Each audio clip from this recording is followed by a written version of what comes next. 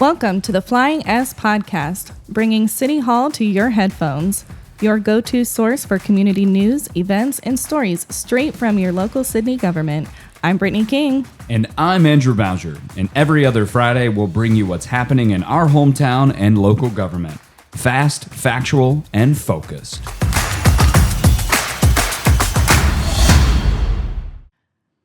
Welcome back to a special episode of the Flying S Podcast. I'm Brittany, and I'm here with not one, but two city managers for the city of Sidney right now, Andrew Bowsher and Jon Crusey. Hey, everybody. Greetings. So we have officially made the announcement that Jon will become our new city manager once council approves it on the 13th.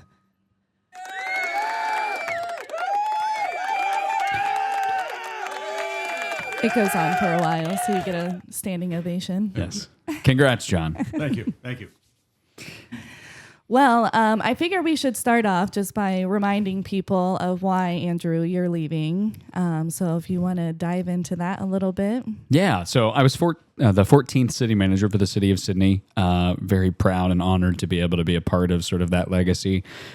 Came here in the fall of 21, conclude, officially 4 years really this month and next. And so couldn't be prouder of the 4 years that we've had. We've done a tremendous amount of work and laid a lot of the groundwork for things that you're going to continue to see, hopefully, for the next decade. And for me, I was born and raised in southwest central Ohio, Pickaway County and Franklin County on the border. And all of my family still reside there in central Ohio. And for us, my kids are there in school. And so it's been a transition kind of back and forth. And so we've got our business here located. And so we're still going to have the business and we're still going to run that. But there was an opportunity that came calling, and it kind of mirrored with some personal decisions, family decisions that we needed to make. And so we needed to align those together. And so I was afforded an opportunity and we took it, and super bittersweet. Obviously, love the city of Sidney and the work that we're doing. I didn't think that it would come to an end so fast, but I think the baton and handing it off to Jon, very proud of the work that Jon and I have been a part of here in the city of Sidney, and I'm excited to watch that continue to blossom with him taking over the reins. Yeah, I think, we can highlight some of those larger projects that you've done just over in the last 4 years. I mean, look at all the housing developments that have come around, the Ohio building, your business and everything. Just so much has happened in the last 4 years. What is the project that you are most proud about? Most proud about? Probably the project that's going to be announced here at the end of the month. I think will be a huge splash, and I think it'll be a game changer for the community, and I think it'll diversify the income in a way that we've never seen. I think it'll continue to usher in additional growth and development along the way, and I think Jon will continue to kind of carry that through. Awesome. Well, Jon, now you're in the hot seat. Yes. Looking forward to it. Well, why don't you tell us a little bit about yourself and your background? I know you have extensive background being a city manager, different cities. So why don't you give us a little bit about you? Okay, so a little bit. Well, my wife and I were both born and raised here in Sidney. Both graduated from Sidney High School. My first job out of college was working for the city. I was the city's first code enforcement officer. Then I worked in planning, community development, and then I was the city's assistant city manager for about 6.5 years. Then I had an opportunity to advance my career professionally. I was the village administrator of Groveport, Ohio, and that's located over on the southeast side of Columbus near Canal Winchester, Pickerington. So I was there for about 3 years. Then I was city manager of Tip City for 6 years, and then city manager of Vandalia for 6 years. Semi-retired, came back to Sidney to be public works director, and that's what I've been doing for the last 5 years. Nice.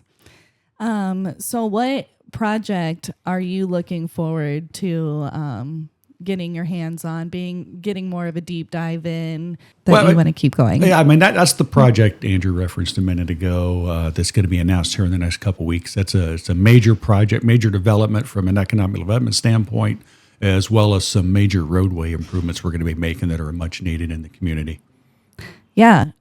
So what projects would you bring over the next couple of years that are important to you that we possibly haven't touched? You just said streets, so maybe.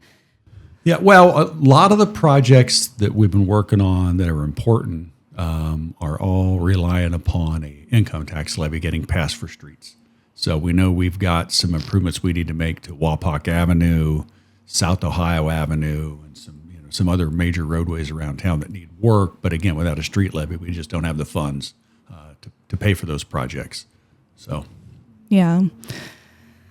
Yeah, I think that's really important. It's unfortunate that it's bypassed, and for every year that we don't have a street levy, it almost puts us back 3 years in the rears. And there's a lot of projects that are out there, and we see the comments and sort of complaints about some of the road work. And well, you got to have funds to be able to do that. And we've had to put off 4th Avenue for getting repaved, and that'll get done next year.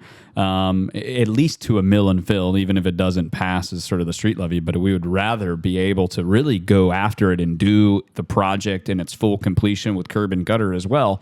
But we need the additional dollars to be able to do that. And I think anybody sitting there saying, well, what about the new fire station? What about the new city hall? Well, those are bonded dollars that are off to the side. A lot of those are actually recouped because we had a bond fall off from the actual construction of the police station. So half of the dollars that are being spent were already dollars that we were already sort of spending, and it's two separate buckets. And so without basically cutting additional resources, programming in the parks, police or fire department budgets, which would include personnel or across the board, there's really funds that are not available. I think people see the city as an entity that's just strapped with all kinds of cash and they can do whatever they want to do with it. But in reality, that's not the case. It's a very finite amount of dollars that come in. It's very strict on how it can be spent. We get audited every single year. I see a lot of comments out there, well, the state needs to come in and audit. Well, great. They actually do it every single year.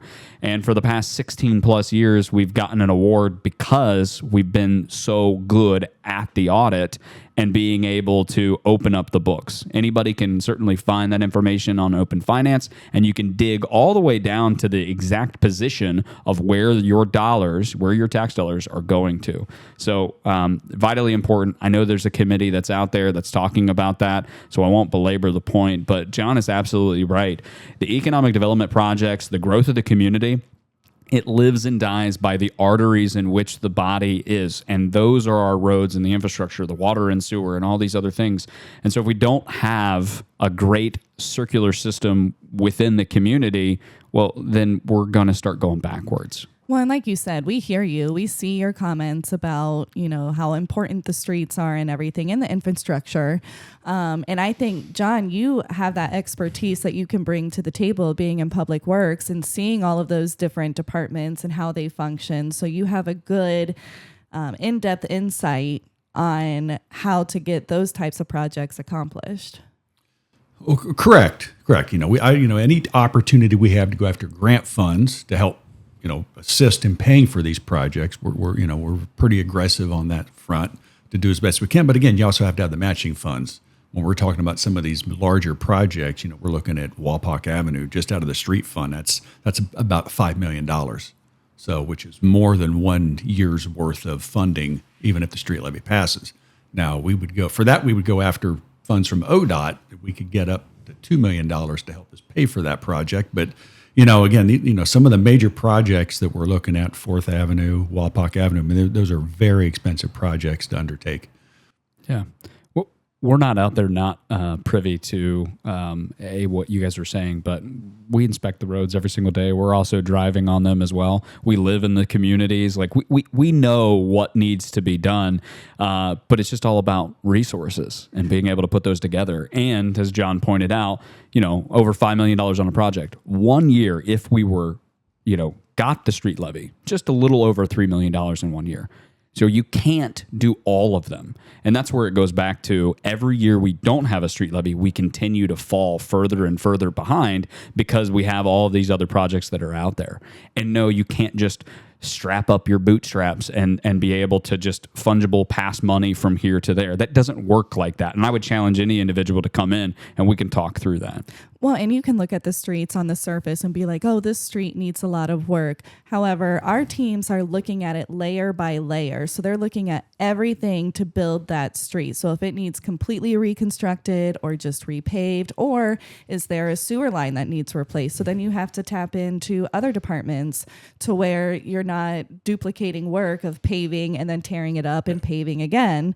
And so it's just a big process that takes a lot of time and planning. And so yes, you can see things on the surface, any street, anywhere, but it's what's underneath is what we're really diving into. Yeah, correct. Like I said, if we're to the point where we're going to rebuild a street, generally we're going to replace all the utilities underneath that street. You're correct. We don't want to rebuild a street and then have to go dig it up a year or two later because you've got a water main break or issues with the sanitary sewer. Yeah. So yeah, our theory is if we're going to do it, we're going to do it right. But and it's very cost effective too, because again, you don't want to duplicate efforts, which means you're duplicating funds as well.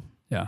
And sometimes these projects, they last several years. So we get a lot of complaints about Vandemark Road and seeing the patching or the non-striping and stuff like that.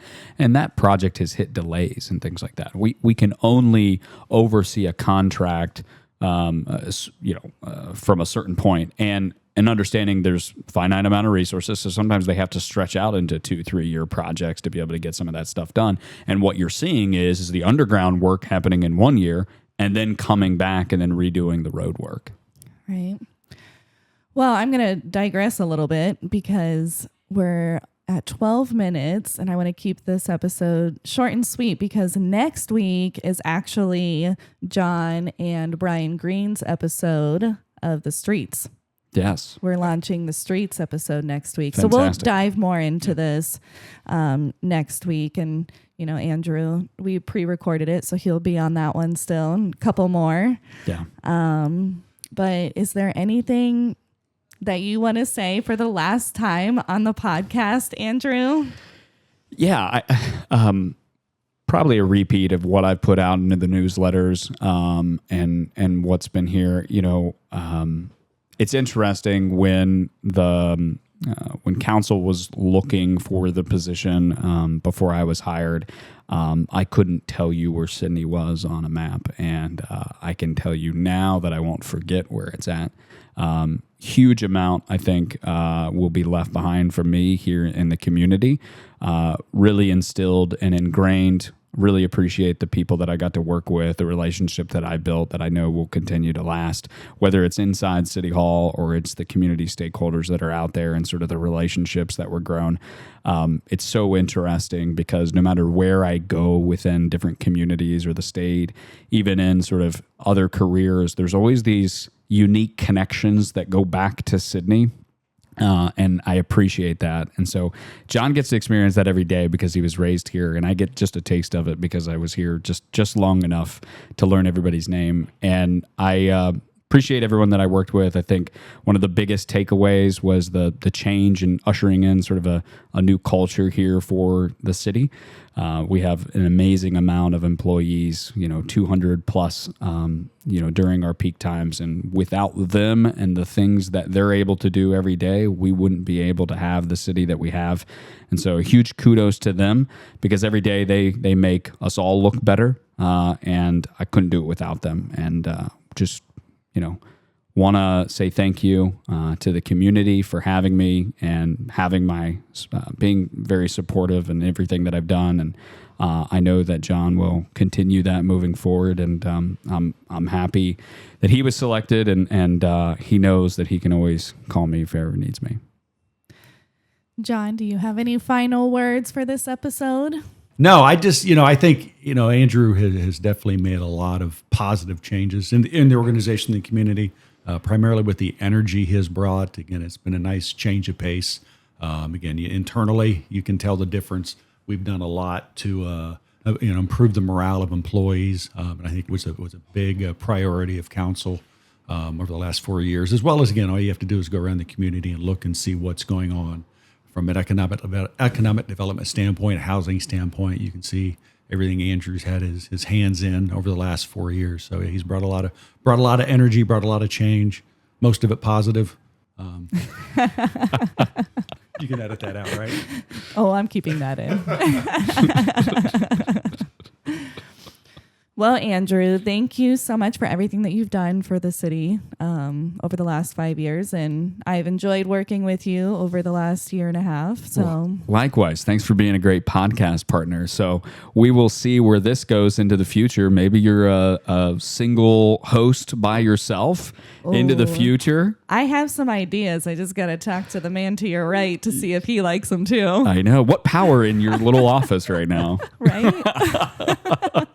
As long as it doesn't involve me being on the podcast, you can do whatever you want. No, I'm looking at like a day in the life, right? And talking about our different departments and really diving into the people who are, out in the community doing the work and hearing, okay, what's a day like in your life? What do you do?